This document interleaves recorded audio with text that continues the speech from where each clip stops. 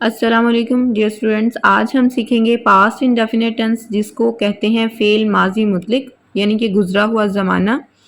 और इसमें उर्दू जुमले के आखिर में आता है ता था, ती थी, ते थे, या फिर अलिफ छोटिए बड़िए। इसको हम सिंपल पास्ट टेंस भी कहते हैं। इसमें माजी की किसी हैबिट या आदत के बारे में ज़िक्र किया जाता है, और ने के साथ भी जुमला हो सकता है और ने के बगैर भी हो सकता है।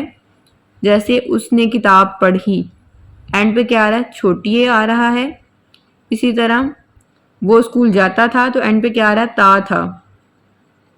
जब हमने प्रेजेंट इंडेफिनिट टेंस पढ़ा था तो उसमें हमने पहचान रखी हुई थी ता है, ती है, ते है।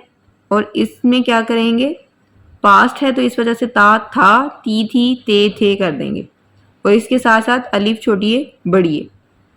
जब हमने प्रेजेंट इंडेफिनिट में हेल्पिंग वर्ब सीखे थे तो वहाँ पे डू डज था, तो यहाँ पे हेल्पिंग वर्ब डिड होगा, और एक ही हेल्पिंग वर्ब है इसका, वही सारे प्रोनाउंस के साथ यूज़ होगा, like he, she, it, I, we, they, you, singular या प्लूरल सबके साथ डिड ही यूज़ होगा। उसके बाद फेल की हालत की अगर बात की जाए फॉर्म ऑफ वर्ब, तो दो तरह से फॉर्म ऑफ वर्ब यूज़ हो सकती है। अगर तो डिड लगा होगा तो फॉर्म ऑफ वर्ब फर्स्ट होगी, अगर डिड नहीं इस्तेमाल करेंगे तो form of verb second use होगी। ये वाहिद टेंस है जिसमें दो फॉर्म्स यूज़ होती हैं। बैक वक्त दो नहीं होती, लेकिन दो यूज़ होती हैं कि अगर डिड है सेंटेंस में तो फिर फर्स्ट फॉर्म होगी, अगर डिड नहीं है तो फिर सेकंड फॉर्म होगी। इसको आप आसानी से इस तरह से याद रख सकते हैं कि डिड जो है वो डू का पास्ट है, तो जब ये पास्ट में हो जाएगा तो जब फॉर्म लगेगी वो प्रेजेंट वाली लगेगी, यानी फर्स्ट फॉर्म ऑफ वर्ब लगेगी। और जब डिड नहीं होगा तब फॉर्म सेकंड लगेगी। मसलन वो स्कूल गया या वो स्कूल जाता था, ही वेंट टू स्कूल। जाने को कहते हैं गो, गो की सेकंड फॉर्म होती है वेंट, गो, वेंट, गोन, थर्ड होती गोन। तो इसमें सिर्फ हमें सेकंड रिक्वायर्ड है, क्योंकि ये एक सिंपल सेंटेंस है। जब जुमला मस्बत होता है तो उसमें डिड का इस्तेमाल नहीं करते, जिस तरह मस्बत जुमले में हम प्रेजेंट इंडेफिनिट टेंस के केस में डू डज यूज़ नहीं करते थे, हेल्पिंग वर्ब का इस्तेमाल नहीं करते थे।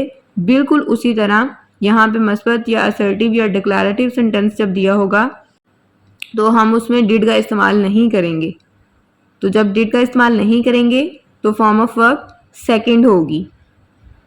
दूसरा केस है कि अगर हमारे पास नेगेटिव या इंट्रोगेटिव सेंटेंस हो, मनफी या सवालिया जुमला, तो उसमें हम डिड का इस्तेमाल करेंगे।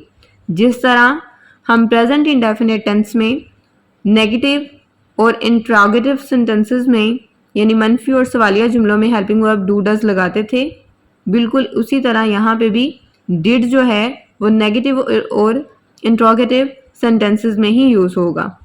और जब डिड आ जाएगा तो फॉर्म ऑफ वर्ब जो होगी वो फर्स्ट होगी, जैसे टू और डिड के साथ फर्स्ट फॉर्म यूज़ करते हैं। मसलन अगर नेगेटिव सेंटेंस है तो ही के बाद डिड लगाएंगे, उसके बाद नॉट का इजाफा करेंगे, गो टू स्कूल। और इसी को अगर हम सवालिया में करें, क्या वो स्कूल जाता था या क्या वो स्कूल गया, तो हमने क्या करना है, डिड को शुरू में ले आना है, हेल्पिंग वर्ब को हम स्टार्ट में ले आते हैं। हेल्पिंग वर्ब के बाद हम सब्जेक्ट लगाते हैं, फिर वर्ब, फिर ऑब्जेक्ट। तो did he go to school. यहाँ पे मैंने इसका स्ट्रक्चर लिख दिया है।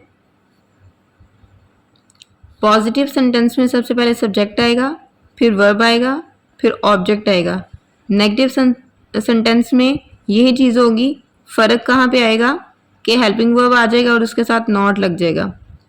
तो subject plus helping verb plus not plus V1 plus object. यहाँ पे V2 होगा, क्योंकि मस्बत जुमला जो होता है या पॉजिटिव सेंटेंस जो होता है उसमें हम डिड यूज़ नहीं करते, तो इस वजह से second form of verb use होती है। लेकिन जैसे ही जुमला मनफी हो, नेगेटिव हो, तो वहाँ पे डिड आ जाएगा, तो डिड के साथ फॉर्म ऑफ वर्ब फर्स्ट हो जाएगी। तो सब्जेक्ट लिखेंगे, हेल्पिंग वर्ब लिखेंगे, नॉट लिखेंगे, V1 यानी कि वर्ब की फर्स्ट फॉर्म लिखेंगे, और फिर ऑब्जेक्ट लिखेंगे।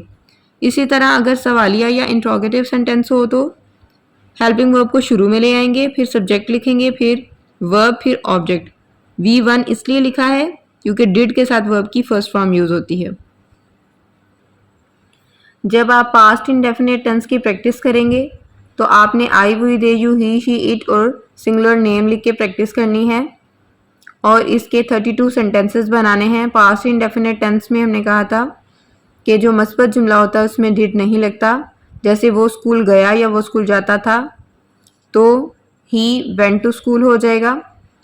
वो स्कूल नहीं जाता था या वो स्कूल नहीं गया, he did not go to school हो जाएगा। क्या वो स्कूल जाता था या क्या वो स्कूल गया, did he go to school. मनफी और सवालिया जब इकट्ठा बनेगा तो क्या बनेगा, did he go to school. एक एग्जाम्पल यहाँ पे लिखी हुई है, एक मैंने आपको बता दी है, बाकी आप खुद सॉल्व करिएगा। जिस तरह से ही की बनाए उसी तरह से शी, और किसी का नाम लिख के भी आप जुमला बना सकते हैं। फिलहाल हम पास्ट इंडेफिनिट टेंस की बात कर रहे हैं तो उसी से रिलेटेड आपने 32 सेंटेंसेस बनाने हैं।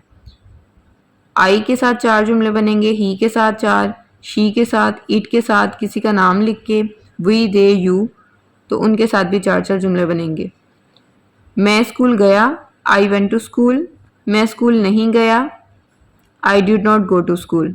मनफी जुमला आया तो डिड आ गया और यहाँ पे गो आ गया। ऐसा नहीं करना कि यहाँ पे भी डिड लगा दिया और यहाँ पे भी सेकेंड फॉर्म, वो गलत हो जाएगा। सवालिया जुमलों में डिड शुरू में आ जाता है, तो did I go to school. तो इसी को अगर मैं सवालिया और मनफी बनाऊँ तो डिड आई के बाद नॉट का इजाफा हो जाएगा, did I not go to school.